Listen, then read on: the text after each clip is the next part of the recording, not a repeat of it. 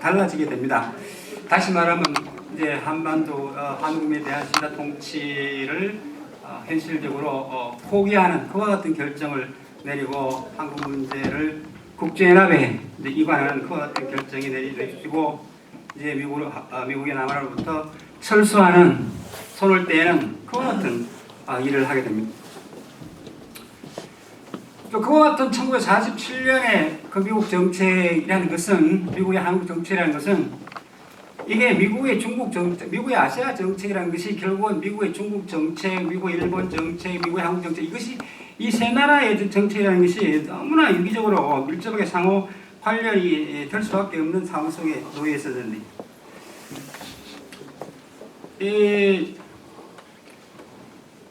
1947년 이제 그 여름쯤 오면은 미국 정부가 공식적으로 중국 대륙의 공산화라는 것이 이제 현실적으로 막을 수 없는 현실이다. 중국 대륙 전체가 공산화될 수밖에 없다. 그와 같은 결정을 내리게 됩니다. 근데 그와 같은 미국 중국 정책의 어떤 질적인 그 변화라는 것이 곧장 뭐로 이어지는가 하면 일본에 대한 미국의 정책이 또 근본적으로 수정되고 바뀌게 되는 1947년 봄, 여름 이전에 미국의 일본 점령 정책의 근간은 소위 말하는 개혁 중심의 정책이 된 다시 말하면 또 일본의 체벌을 갖다가 해체시키고 일본의 군국주의적인 그와 같은 씨앗이 되고 경향이 있는 여러 가지 어떤 그 독소들을 일본 사회로부터 제거하는 그와 같은 작업을 쭉 해오는데 중국 대륙에 있어서의 공산화가 현실적으로 불가피하다 하는 그와 같은 결론을 내린 다음에는 미국의 일본 정책이 근본적으로 바뀌는데 루즈벨트 대통령이 생각할 때 죽기 전에 2차 세계대전이 종식되는 다음에 아시아 태평양에 있어서의 미국의 제일 중요한 파트너는 중국으로 장개석 정부로 이게 설정을 해놨는데 그것이 이제 현실적으로 되어가지 않으니까 그러면 누구냐? 그래서 일본을 선택하게 되고 지금까지 1947년 여름 이전까지의 개혁 중심의 일본 점령 정책이 이제는 일본에 대한 재건, 일본의 경제를 재건시키고 회복시키고 발전시켜야 하는 그와 같은 정책으로 바뀌게 됩니다. 이승만 대통령이 대통령이 되고 난 다음 이전도 그렇지만 직후부터 아까 말씀드린 대로 그에게 주어진 제일 중요한 사명이라는 것은 미국과의 연계를 한다. 연계. 어떤 형식으로 연계하는 것이 그것이 뭐 말로만 무슨 구두로 뭐 그와 같은 약속 받는 정도가 아니라 꼼짝달싹하지 못할 정도의 연계가 되어야 한다. 그래서 이제 그 상호방위 조약의 체계를 갖다가 굉장히 요구하게 되는데 저희들이 생각할 때 저도 그 문서를 보기 전에는 방위조약 동맹의 그 결성이라는 것이 그 외부의 위협에 대한 공동의 인식이 있어야 동맹이 체결되는 것이고 또 이 박사에게 있어서는 이것도 북한이나 또 소련이나 중공에 의해서 공산주의 세력이 또다시 침입, 침공, 위협, 공격 뭐 이와 같은 것을 제도적으로 법적으로 막을 수 있는 그와 같은 장치가 꼭 필요한데 그 목적이 이제 방위조약의 목적이 이제 그렇다. 그런 식으로 이제 뭐 생각을 해 왔습니다. 근데 실제로 그 못지않게 어쩌면 이승만 박사에 있어서는 그 공산주의의 어떤 무슨 뭐 위협이나 공산주의의 어떤 무슨 침략 그거하고 비슷할 정도로 아니면 어쩌면 그거 더 이상으로 뭐 때문에 일본의 팽창주의, 일본 제국주의적 그 같은 경향, 일본의 팽창주의의 어떤 위협 이것이 한미상호방위조약 체결에 있어서 가장 중요한 핵심적인 그와 같은 요인으로 작용했다는 사실이 그 같은 뭐 이승만 대통령 연금 문서에 너무나 자주 나타나고 있는 사실입니다. 어쨌든 1947년에 일본을 재건을 시키고 동시에 또 한국으로부터는 이제 철수해야 되는 45년 8월 이후 미국의 국무부의 어떤 그 방침과 국무의 방침은 결국 미국 정부 전체 이제 공식적인 방침인데 다시 말하면 일정 기간 동안의 신라 통치를 실시하는 다음에 한반도에 독립된 통일된 민주정부를 수립한다 하는 것이 이제 공식적인 그와 같은 정책이었지만은 그래서 47년에 와서 그와 같은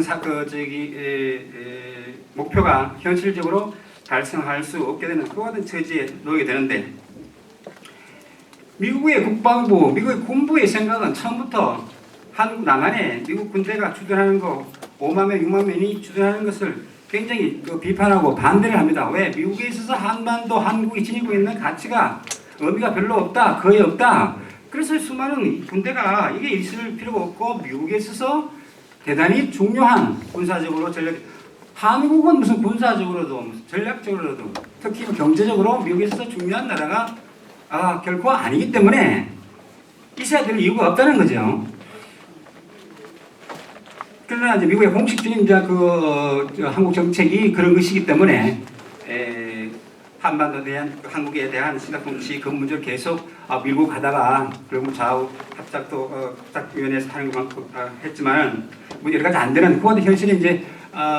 드러나니까 이제 그것을 포기를 하고 한국을 떠나기로 하고 결국은 국무부도 국방부의 어떤 기존의 지금까지 어떤 주장을 수용하는 그와 같은 것이 되는데 그래서 47년에 이제 미국이 한국 문제를 유엔에 이제 이관을 시키고 이제 48년에 이제 남한만의 이제 총선을 통해서 대한민국 정부가 수립이 되고 이제 대통령으로 이승만 박사께서 이제 취임을 합니다. 아까 말씀드린 대로 대통령에 취임한 이 직후에 이 박사가 이제 미국이라는 나라는 신생 독립국가 대한민국의 생존, 이 신생 독립국가의 어떤 국가적 생존은 뭐니 해도 미국에게 달려있는 문제, 좋으나 싫으나 하여튼 미국이라는 나라가 우리의 국가적 어떤 그 생존을 담보할 수 있는 이 지구상의 유일한 국가다. 그래서 이제 48년 또 49년 여러 차례 이제 그와 같은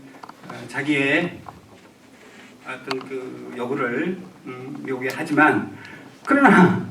미국이 그 요구를 들어줄 리가 만무하죠. 미국에 있어서 한반도 한국이 지니는 가치 의미가 거의 없는 나라. 대한민국의 어떤 요구사항을 미국이 들어줘야 될 현실적인 이유가 전혀 없는 거죠. 그런데 1949년은 어떻게 보면 참 우리에게도 너무나 아주 중요한 그와 같은 연도가 된다고 생각을 합니다. 만약에 이제 그게 1949년에 중국 대륙의 어떤 공산화가 조금 더 지연되고 그리고 뭐 49년이나 하여튼 뭐 50년 초에 무슨 북한의 김일성의 어떤 전면적인 남침이 있었다고 한다 그러면 이게 또 물론 가정이고 가상적인 얘기입니다만은 상당히 하여튼 우리가 굉장히 어려운 국가적 생존 문제에 관해서 대단히 어려운 그 같은 공경에 처하지 않았을까 하는 그런 생각도 여러 차례 해봤습니다. 근데 참 다행스럽게도 1949년에 중국 대륙의 어떤 공산화 그것과 이제 소련의 원자 폭탄 실험 성공 그리고 중국하고 소련하고 이제 상호 우호 동맹, 부사 동맹 체결 뭐 이와 같은 현상이 줄줄이 나타나니까 미국의 세계 전략, 미국의 냉전 정책, 냉정 전략이라는 것이 또 다시 한번 대대적으로 재검토되는 그와 같은 계기로서 1949년에 일어났던 여러 가지 현상들이 작용을 했습니다.